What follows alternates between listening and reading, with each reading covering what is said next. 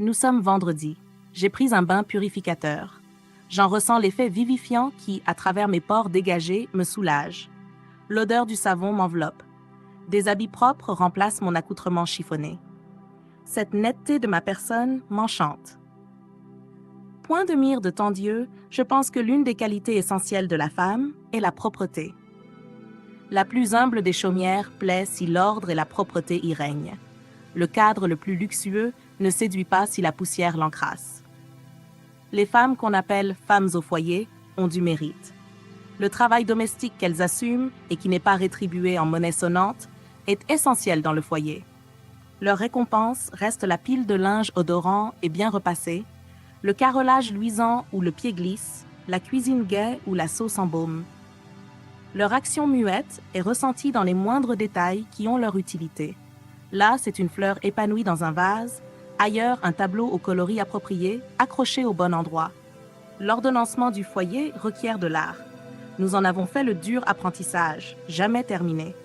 Même dresser des menus n'est pas simple, si l'on songe à la durée d'une année en nombre de jours et que chaque journée est coupée de 3 repas.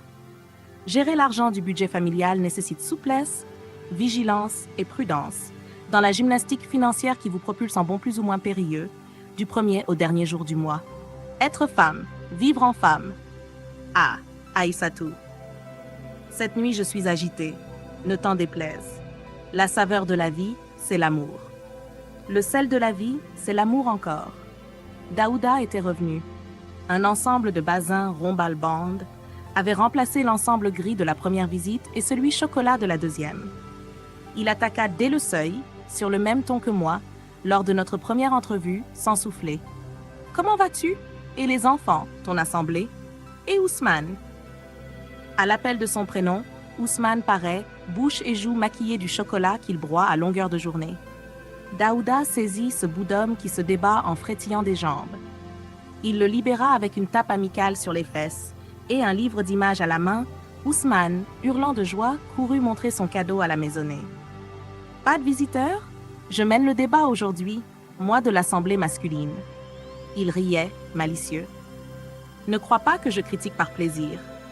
L'amorce de démocratie qui change la situation du citoyen et dont ton parti peut se glorifier me séduit. Le socialisme, qui est le noyau de votre action, est l'expression de mes aspirations profondes, s'il est adapté à nos réalités, comme le dit votre secrétaire politique. La brèche qu'il a ouverte n'est pas négligeable, et le Sénégal offre un visage nouveau de liberté retrouvée. J'apprécie tout cela, d'autant plus qu'au-dessus et sous nous, à notre droite, des partis uniques sont imposés. Le parti unique ne traduit jamais l'expression unanime des citoyens. Si tous les individus étaient du même moule, ce serait l'épouvantable collectivisme. Les différences enfantent des chocs qui peuvent être bénéfiques au développement d'un pays si elles émanent de patriotes vrais qui n'ont d'ambition que le bonheur du citoyen. Trêve de politique, Ramatoulaye. Je refuse de te suivre encore comme l'autre jour. Je suis saturée de démocratie, liberté, lutte et que sais-je encore, tant d'expressions qui me noient quotidiennement. Trêve, trêve, Ramatoulaye. Écoute-moi plutôt. Radio Cancan m'a informé de ton refus d'épouser Tamsir. Est-ce vrai? Oui. Je viens à mon tour, et pour la 2e fois de ma vie, solliciter ta main, bien entendu à ta sortie du deuil. J'ai pour toi les mêmes sentiments qu'autrefois. L'éloignement, ton mariage, le mien n'ont pu saper mon amour pour toi. Mieux, l'éloignement l'a aiguisé, le temps l'a consolidé, mon mûrissement l'a dépouillé. Je t'aime avec puissance, mais avec raison. Tu es veuve avec de jeunes enfants. Je suis chef d'une famille. Chacun de nous a son poids de vécu qui peut l'aider dans la compréhension de l'autre. Je t'ouvre mes bras pour un nouveau bonheur. Veux-tu? J'écarquillai les yeux, non d'étonnement. Une femme peut infailliblement prévoir une déclaration de ce genre, mais d'ivresse. Et oui, Aïssatou, les mots usés qui ont servi concert encore avaient pris en moi. Leur douceur, dont j'étais sevrée depuis des années, me grisait. Je n'ai pas honte de te l'avouer. Raisonnable, le député conclut, ne me réponds pas tout de suite. Réfléchis à ma proposition, je reviendrai demain à la même heure. Et, comme gêné par ses propres révélations, Daouda s'en alla après m'avoir souri. Ma voisine griotte, Farmata, entra en trombe, après lui, excitée. Elle était toujours à la recherche du futur avec ses coris et les moindres concordances de ses prédictions avec la réalité l'exaltaient. J'ai rencontré l'homme fort et riche au double pantalon décoré. Il m'a donné 5000 francs. Elle clignait ses yeux perçants et profonds qui essayaient toujours de sonder les mystères. J'avais fait pour toi l'aumône des 2 colas blanches et rouges recommandées, m'avoua-t-elle. Nos sorts sont liés, ton ombre me protège. On n'abat pas l'arbre dont l'ombre vous couvre. On l'arrose, on le veille. Sacré Pharmata, comme tu étais loin de ma pensée. L'agitation où je me débattais et que tu pressentais n'était point signe de tourments amoureux.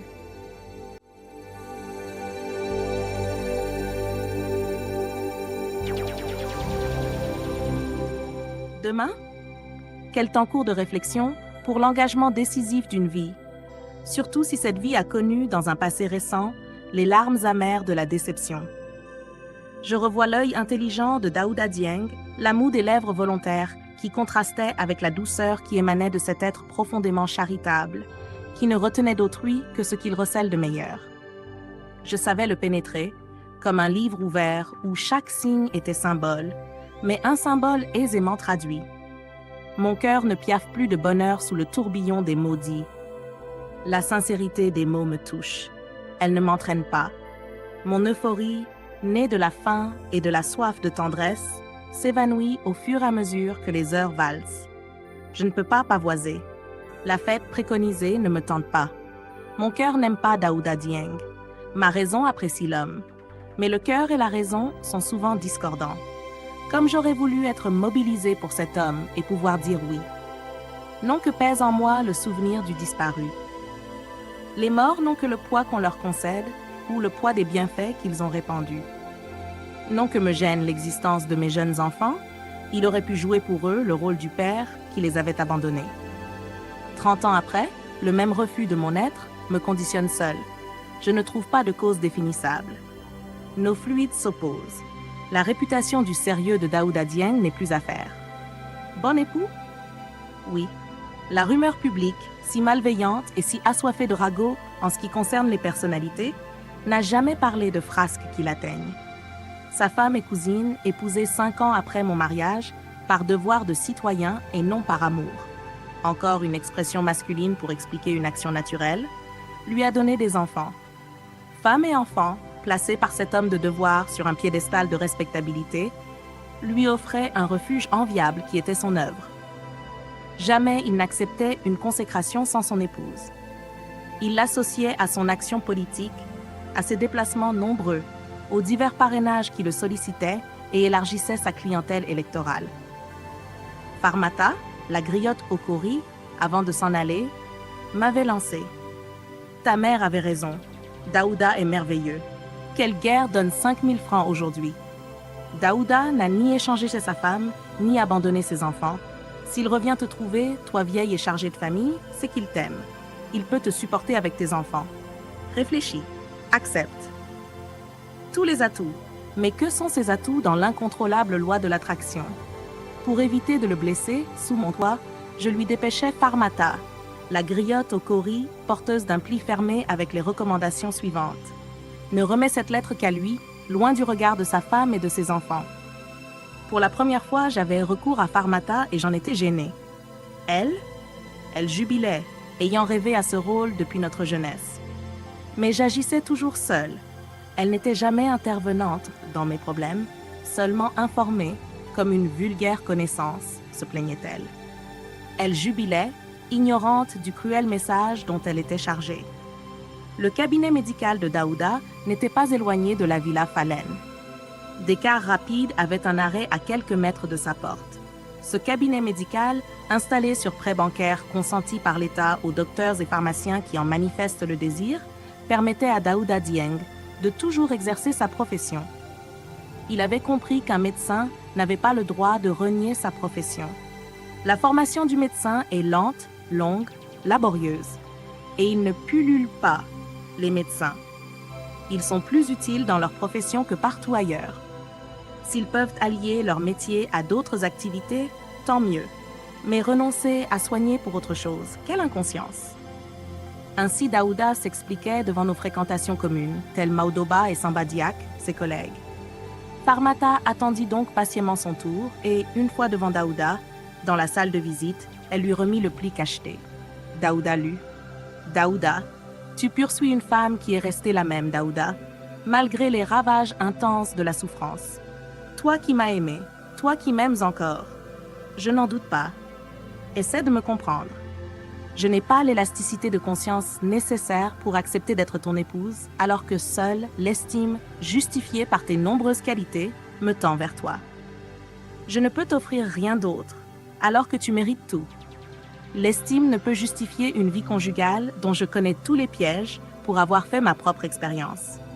Et puis, l'existence de ta femme et de tes enfants complique encore la situation. Abandonnée hier par le fait d'une femme, je ne peux allègrement m'introduire entre toi et ta famille. Tu crois simple le problème polygamique. Ceux qui s'y meuvent connaissent des contraintes, des mensonges, des injustices qui alourdissent leur conscience pour la joie éphémère d'un changement. Je suis sûre que l'amour est ton mobile, un amour qui exista bien avant ton mariage et que le destin n'a pas comblé. C'est avec une tristesse infinie et des larmes aux yeux que je t'offre mon amitié. Accepte-la, cher Daouda. C'est avec plaisir que je t'accueille dans ma maison. À bientôt, n'est-ce pas? Ramatoulaye. Farmata, qui avait souri en remettant son pli, me raconta que son sourire tordait son visage au fur et à mesure que Daouda lisait. Son instinct et son observation lui conseillaient un masque de tristesse, car Daouda fronçait ses sourcils, plissait son front, mordillait ses lèvres, poussait des soupirs. Daouda reposa ma lettre. Calmement, il bourra une enveloppe de liasses de bleu. Il griffonna sur un billet la terrible formule qui nous sépara jadis et qu'il avait acquise au cours de ses études de médecine. Tout ou rien. Adieu. Aïssatou Daouda Dieng ne revint plus jamais. Bismillah! Bismillah! Qu'as-tu osé écrire et m'en faire la messagère? Tu as tué un homme. Sa figure déconfite me le criait. Tu as éconduit l'envoyé de Dieu pour te payer tes souffrances. C'est Dieu qui te punira de n'avoir pas suivi le chemin de la paix. Tu as refusé la grandeur. Tu vivras dans la boue. Je te souhaite un autre mot doux qui te fasse verser des larmes de sang. Pour qui te prends-tu? À 50 ans, tu as osé casser le Woléré. Tu piétines ta chance. Daouda Dieng, un homme riche, député, médecin, de ton âge, avec une femme seulement. Il t'offre sécurité, amour et tu refuses. Bien des femmes, même de l'âge de Daba, souhaiteraient être à ta place. Tu te trouves des raisons. Tu parles d'amour au lieu de pain. Madame veut des sautillements dans le cœur. Pourquoi pas des fleurs comme au cinéma? Bismillah! Bismillah! Toi, si fanée, qui veux choisir un mari comme une fille de 18 ans. La vie te garde une de ces surprises. Et alors, Ramatoulaye, tu te mordras les doigts. Je ne sais pas ce qu'a écrit Daouda, mais il y a de l'argent dans l'enveloppe. C'est un vrai samba linguère de la nuit des temps. Que Dieu comble Daouda Dieng. Mon cœur est avec lui. Telle fut la diatribe de Farmata. Revenue de sa mission, elle me bouleversait. La vérité de cette compagne d'enfance, par la fréquentation de nos familles, ne pouvait être mienne, même dans sa logique intéressée. Je me refusais une fois de plus à la facilité pour mon idéal. Je rejoignais ma solitude qu'une éclaircie avait illuminée un instant. Je l'endossais à nouveau comme on endosse un vêtement familier. Sa coupe m'allait bien. Je m'y mouvais avec aisance, n'en déplaise à Farmata. Je souhaitais autre chose à vivre. Et cette autre chose ne pouvait être sans l'accord de mon cœur.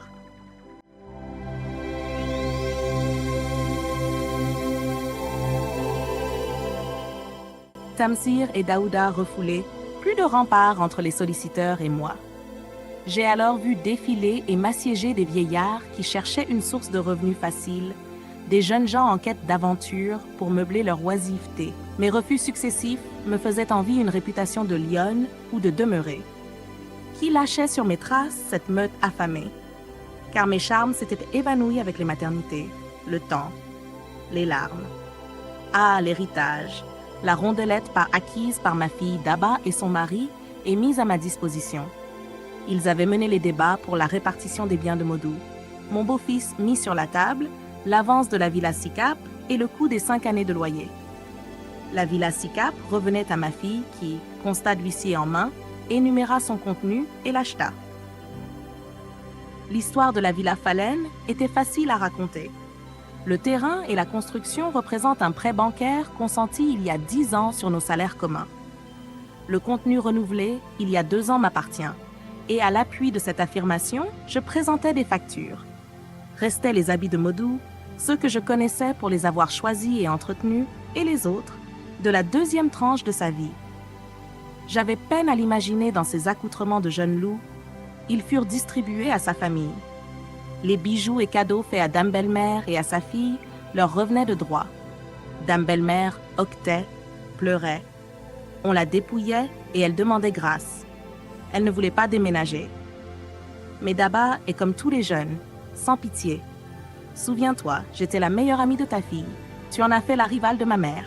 Souviens-toi, pendant 5 ans, tu as privé une mère et ses 12 enfants de leur soutien.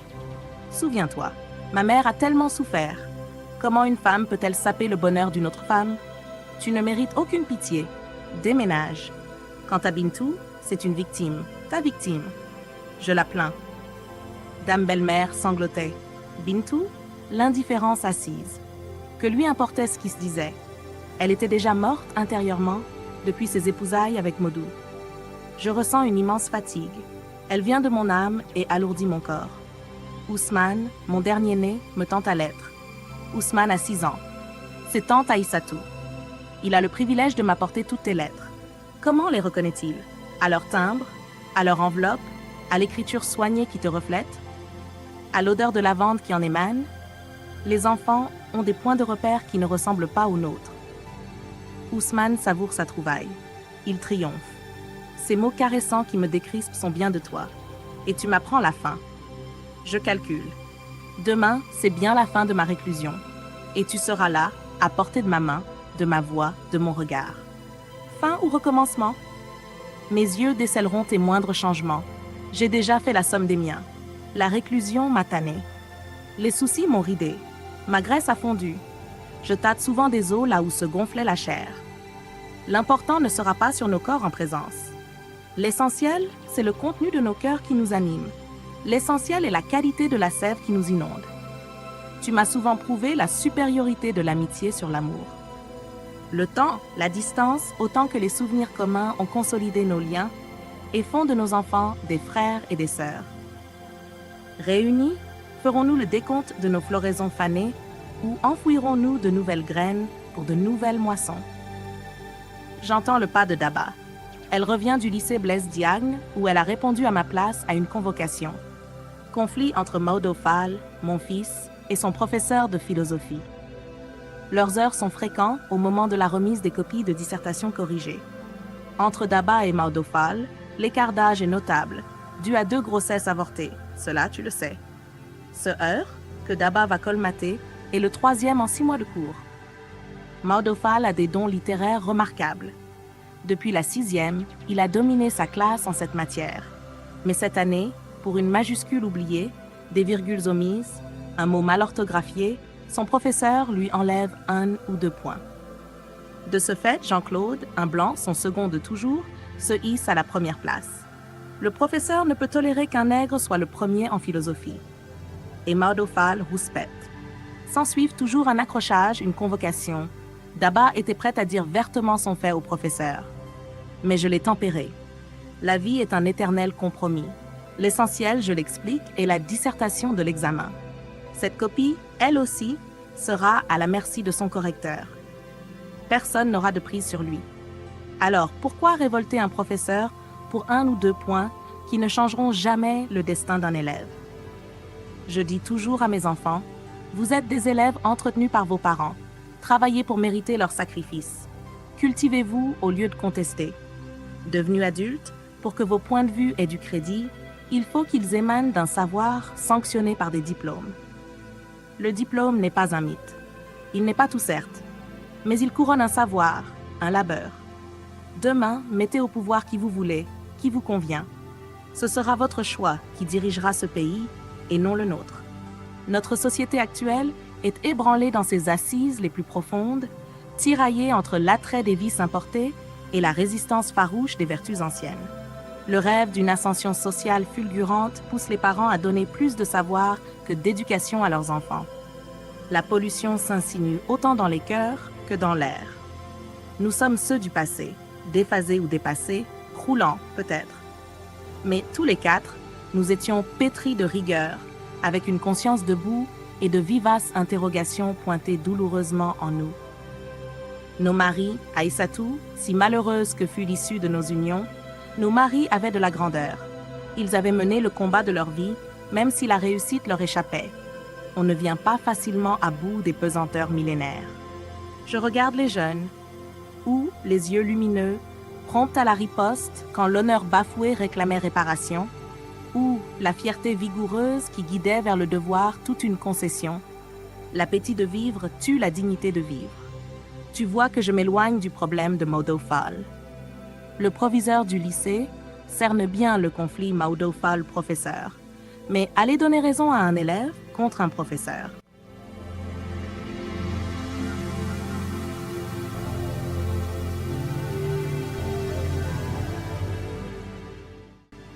Daba est là, à mes côtés, légère, souriante de toutes ses dents pour la mission bien accomplie. Daba, les travaux ménagers ne l'accablent pas. Son mari cuit le riz aussi bien qu'elle. Son mari qui proclame, quand je lui dis qu'il pourrit sa femme, « Daba est ma femme. Elle n'est pas mon esclave ni ma servante. » Je sens mûrir la tendresse de ce jeune couple, qui est l'image du couple tel que je la rêvais. Ils s'identifient l'un à l'autre, discutent de tout pour trouver un compromis. Je tremble tout de même pour Daba. La vie a de ses surprises. Quand je lui en parle, elle hausse les épaules. Le mariage n'est pas une chaîne. C'est une adhésion réciproque à un programme de vie. Et puis, si l'un des conjoints ne trouve plus son compte dans cette union, pourquoi devrait-il rester? Ce peut être Abou, son mari, ce peut être moi. Pourquoi pas? La femme peut prendre l'initiative de la rupture. Elle raisonnait surtout, cet enfant. Elle me dit souvent, je ne veux pas faire de politique, non que le sort de mon pays, et surtout le sort de la femme, ne m'intéresse. Mais à regarder les tiraillements stériles au sein d'un même parti, à regarder l'appétit de pouvoir des hommes, je préfère m'abstenir. Non, je n'ai pas peur de la lutte sur le plan de l'idéologie. Mais dans un parti politique, il est rare que la femme ait la percée facile. Le pouvoir de décision restera encore longtemps aux mains des hommes, alors que la cité, chacun le sait, est l'affaire de la femme. Je préfère mon association où il n'y a ni rivalité, ni clivage, ni calomnie, ni bousculade. Il n'existe pas de poste à partager, ni de place à nantir. La direction varie chaque année. Chacune de nous a des chances égales de faire valoir ses idées. Nous sommes utilisés selon nos compétences dans nos manifestations et organisations qui vont dans le sens de la promotion de la femme. Nos recettes aident des œuvres humanitaires. C'est un militantisme aussi utile qu'un autre qui nous mobilise. Mais c'est un militantisme sain qui n'a de récompense que la satisfaction intérieure. Elle raisonnait, cet enfant. Elle avait des points de vue sur tout. Je la regarde, Daba, mon aîné, qui m'a admirablement secondée auprès de ses frères et sœurs. C'est Aïssatou, ton homonyme, qui a pris sa relève dans la marche de la maison. Aïssatou fait la toilette des plus petits. Oumar, 8 ans, et Ousmane, ton ami. Les autres se débrouillent bien. Aïssatou est aidée dans sa tâche par Ami et sa jumelle, Awa, qu'elle initie. Mes jumelles sont si semblables que je les confonds parfois. Elles sont espiègles et jouent des tours à tout le monde. Awa travaille moins bien qu'Aminata. Si semblables physiquement, pourquoi ont-elles des caractères différents? De jeunes enfants ne posent pas de graves problèmes d'entretien et d'éducation. Laver, nourrir, soigner, surveiller, les miens poussent, avec bien sûr la bataille presque quotidienne contre plaies, rhumes, maux de tête où j'excelle, à force de combattre. C'est Maudoba qui vient à mon secours pour les vraies maladies. Si je stigmatise sa faiblesse qui a cassé vos liens, je le loue sincèrement pour l'aide qu'il m'apporte. Malgré la désertion de notre foyer par son ami Modou, à n'importe quelle heure, je peux le réveiller. Mes grands-enfants me causent des soucis. Mes tourments s'estompent à l'évocation de ma grand-mère, qui trouvait dans la sagesse populaire un dicton approprié à chaque événement.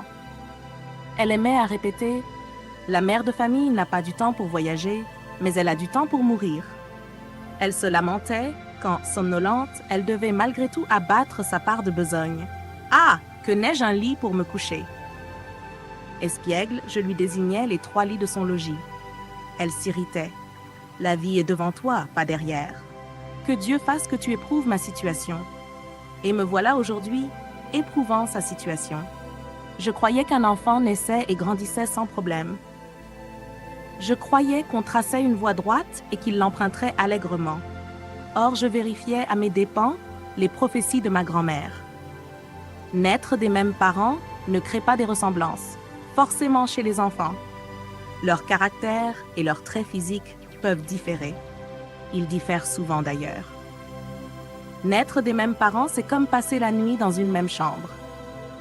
Pour apaiser la peur de l'avenir que ces mots pouvaient susciter, ma grand-mère offrait des solutions. Des caractères différents requièrent des méthodes de redressement différentes. De la rudesse ici, de la compréhension là.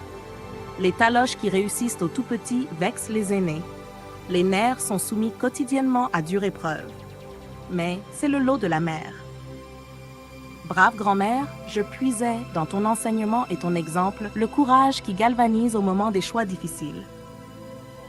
L'autre nuit, j'avais surpris le trio, comme on les appelle familièrement, Aram, Yassine et Dieynaba, en train de fumer dans leur chambre. Tout dans l'attitude dénonçait l'habitude, la façon de coincer la cigarette entre les doigts, de l'élever gracieusement à la hauteur des lèvres, de la humer en connaisseuse.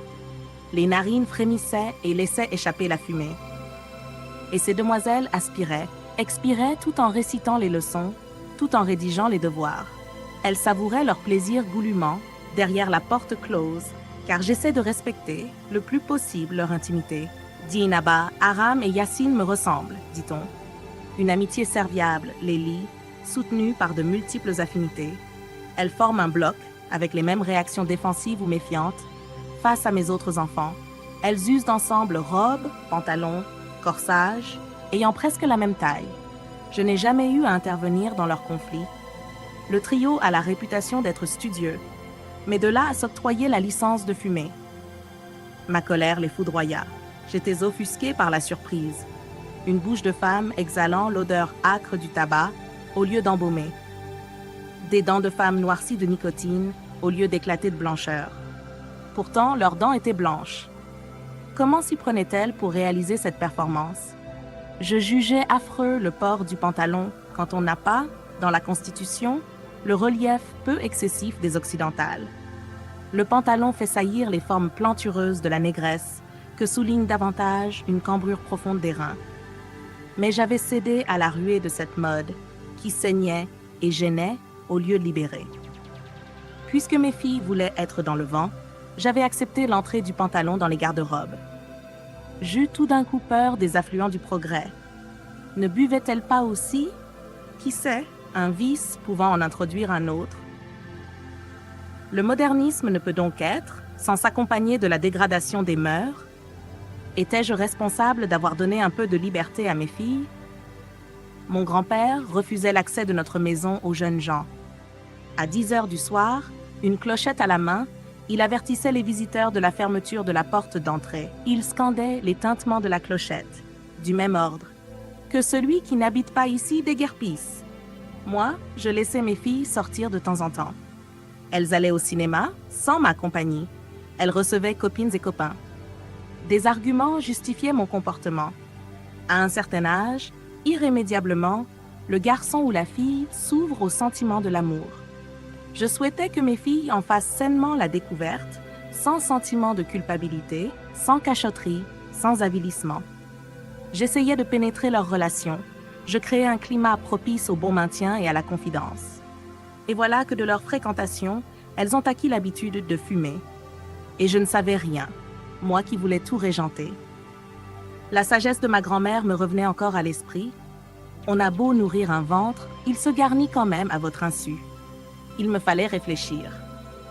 Une réorganisation s'imposait pour enrayer le mal. À génération nouvelle, nouvelle méthode, aurait sans doute suggéré ma grand-mère. J'acceptais d'être vieux jeu. La nocivité du tabac m'était connue et je ne pouvais souscrire à sa consommation. Ma conscience la rejetait, comme elle rejetait l'alcool. Je pourchassais, dès lors, son odeur sans répit. Elle jouait à cache-cache avec ma vigilance.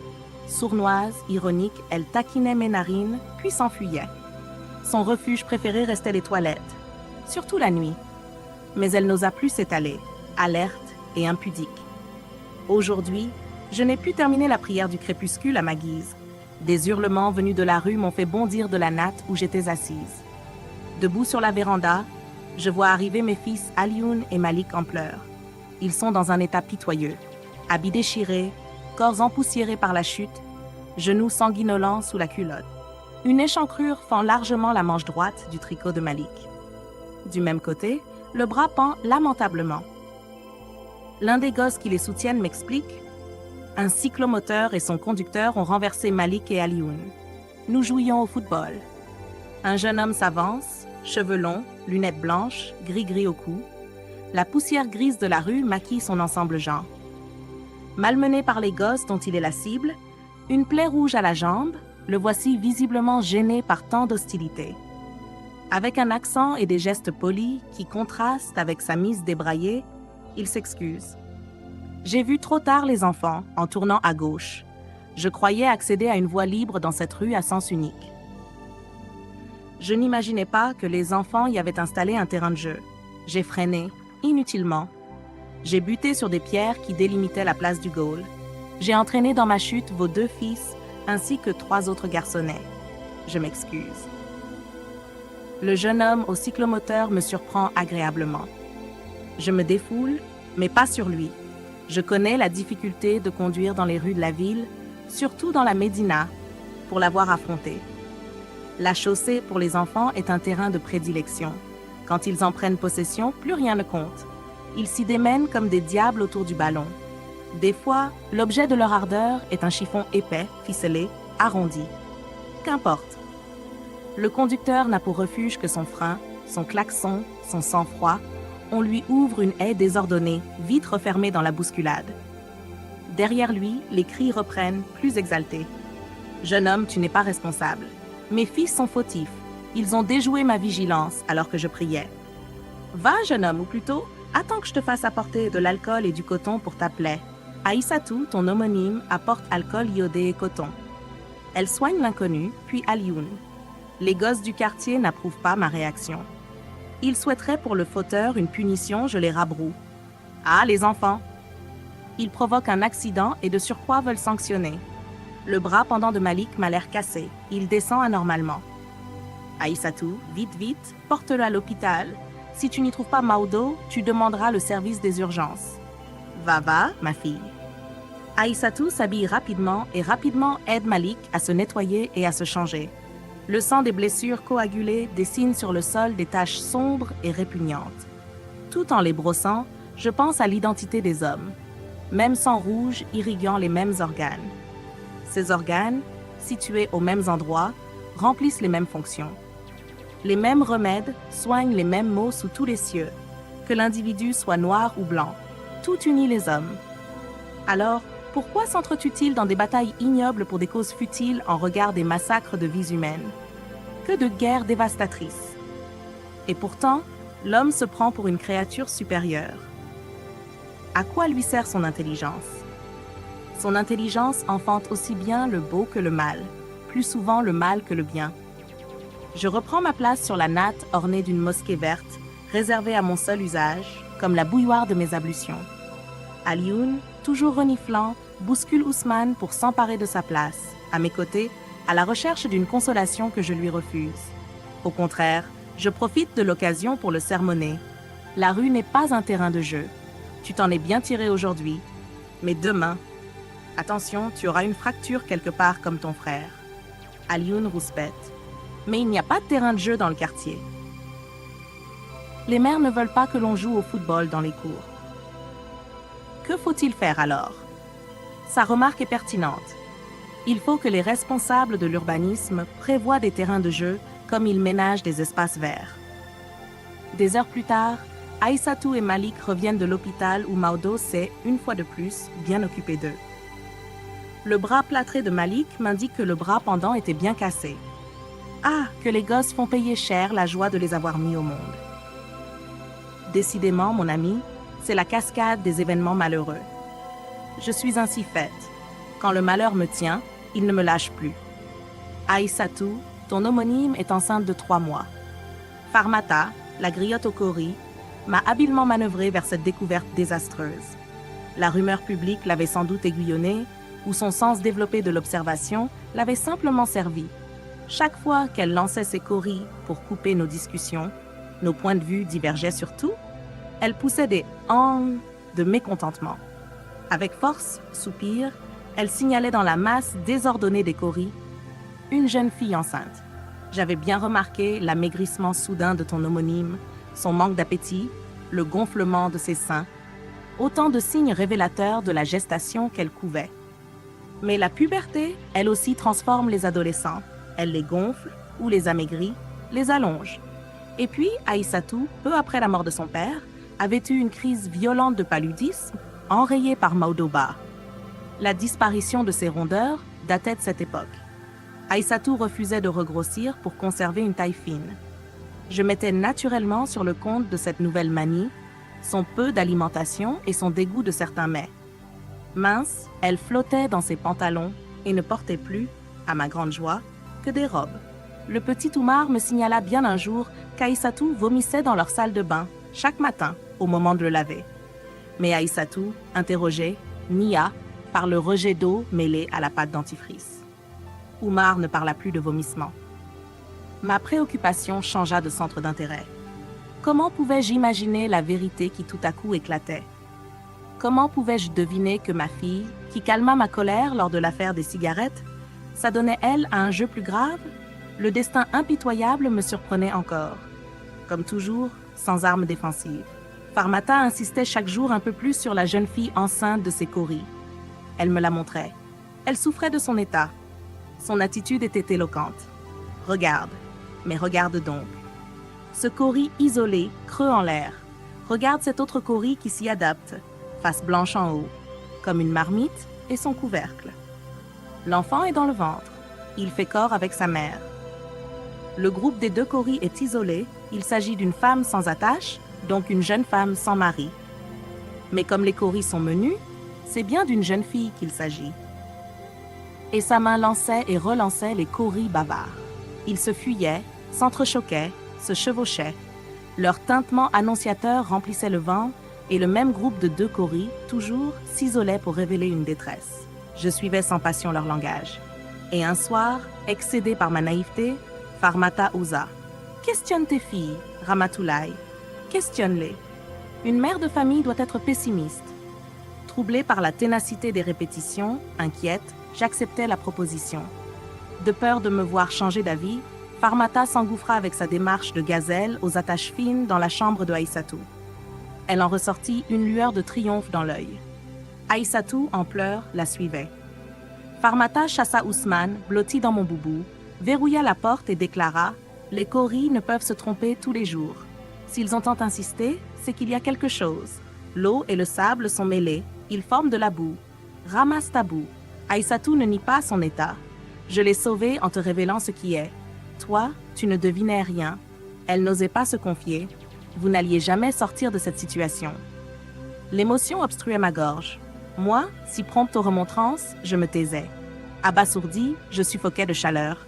Mes yeux se fermèrent, puis s'ouvrirent à nouveau. Je mâchonnais ma langue. La première question qui vient à l'esprit à la découverte d'un pareil état est « Qui ? Qui est l'auteur de ce vol ? Car vol il y a. Qui est l'auteur de ce préjudice ? Car préjudice il y a. Qui a osé ? Qui ? » Aïssatou nomma un certain Ibrahima Sall qui deviendra bien vite dans son langage Iba tout court. Je regardais avec ahurissement ma fille si bien élevée, si tendre avec moi, si serviable dans la maison, si efficace en tout. Tant de qualités pouvaient s'allier à pareil comportement. Iba est étudiant à l'université, étudiant en droit.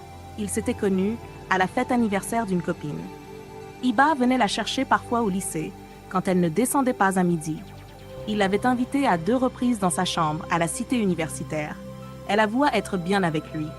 Non, Iba n'avait rien sollicité ni exigé. Tout était venu naturellement entre eux. Iba connaissait son état. Il avait refusé les services d'un copain qui voulait l'aider. Il tenait à elle. Boursier, il était décidé à se priver pour l'entretien de son enfant. J'apprenais tout, d'un seul trait, avec une voix pleine de hoquets entrecoupée de reniflements, mais sans aucun regret. Aïssatou baissait la tête. Je la reconnaissais à son récit sans phare. Je la reconnaissais au don entier d'elle-même, à cet amoureux qui avait réussi à faire cohabiter dans ce cœur mon image et la sienne. Aïssatou baissait les yeux, consciente du mal qui m'accablait, moi qui me taisais. Ma main supportait ma tête lasse. Aïssatou baissait les yeux. Elle entendait le craquement de mes entrailles. La gravité de son acte ne lui échappait pas dans ma situation de veuve récente qui succède à mon état d'abandonnée. Dans les batailles de filles, à part Daba, elle était l'aînée. L'aînée devait être exemplaire. Mes dents claquaient de colère. Me souvenant, comme d'une bouée de sauvetage, de l'attitude tendre et consolatrice de ma fille pendant ma détresse, mes longues années de solitude, je dominais mon bouleversement. Je recourais à Dieu comme à chaque drame de ma vie. Qui décide de la mort et de la naissance? Dieu, tout-puissant. Et puis, on est mère pour comprendre l'inexplicable. On est mère pour illuminer les ténèbres. On est mère pour couvert, quand les éclairs zèbrent la nuit, quand le tonnerre viole la terre, quand la boue engloutit. On est mère pour aimer, sans commencement ni fin. Faire de mon être un rempart défensif entre tous les obstacles et ma fille. Je mesurais à cet instant de confrontation tout ce qui me rattachait à mon enfant. Le cordon ombilical se ranimait, ligature indestructible sous l'avalanche des assauts et la durée du temps. Je la revis, nouvellement jaillie de mes flancs, gigotant dans ses langes roses, son menu visage fripé sous les cheveux soyeux. Je ne pouvais pas l'abandonner, comme le dictait l'orgueil. Sa vie et son avenir constituaient un enjeu puissant qui démolissait les tabous et imposait à mon cœur et à ma raison sa supériorité sur tout. La vie qui frémissait en elle m'interrogeait. Elle grouillait pour s'épanouir. Elle vibrait pour demander protection. C'est moi qui n'avais pas été à la hauteur. Repu d'optimisme, je ne devinais rien du drame de sa conscience, du bouillonnement de son être, de la tourmente de sa pensée, du miracle qu'elle portait. On est mère pour affronter le déluge. Face à la honte de mon enfant, à son repentir sincère, face à son mal, à son angoisse, devrais-je menacer? Je pris dans mes bras ma fille. Je la serrais douloureusement dans mes bras avec une force décuplée, faite de révolte païenne et de tendresse primitive. Elle pleurait. Elle octait. Comment avait-elle pu, seule, cohabiter avec son secret? Me traumatisait l'effort et la maîtrise déployés par cet enfant pour se soustraire à ma colère, quand le vertige la saisissait ou quand elle me remplaçait auprès de ma turbulente marmaille. J'avais mal. Je geignais. J'avais profondément mal. Un effort surhumain me redressa. Courage! Les ombres s'estompaient. Courage! Les lueurs s'unissaient en clarté apaisante. Ma décision d'aider et de protéger émergeait du tumulte. Elle se fortifiait au fur et à mesure que j'essuyais les larmes, au fur et à mesure que je caressais le front brûlant. Dès demain, la petite Aïssatou sera consultée. Farmata était étonnée. Elle s'attendait à des lamentations. Je souriais. Elle voulait des remontrances véhémentes. Je consolais. Elle souhaitait des menaces. Je pardonnais. Décidément, elle ne saura jamais à quoi s'en tenir avec moi. Comblée d'attention, une pécheresse la dépassait. Elle rêvait pour Aïssatou de somptueuses fêtes de mariage qui la dédommageraient de mes pauvres épousailles, alors qu'elle était une jeune fille déjà attachée à mes pas comme une ombre. Elle avait coutume de te glorifier, toi Aïssatou, qui lui donnerait beaucoup d'argent au futur mariage de ton homonyme. L'histoire de la Fiat aiguisait son appétit et attribuait une fabuleuse fortune. Elle rêvait de festivités, et voilà que cette fille est allée se donner à un jeune étudiant désargenté qui ne lui sera jamais reconnaissant. Elle me reprochait mon calme. Tu n'as que des filles. Adopte une attitude qui peut continuer. Tu verras. Si c'est Aïssatou qui a fait ça, ton trio de fumeurs, je me demande ce qu'il fera. Couvre ta fille de caresses, Ramatoulaye. Tu verras. Je verrai bien en convoquant Ibrahima Sall pour le lendemain.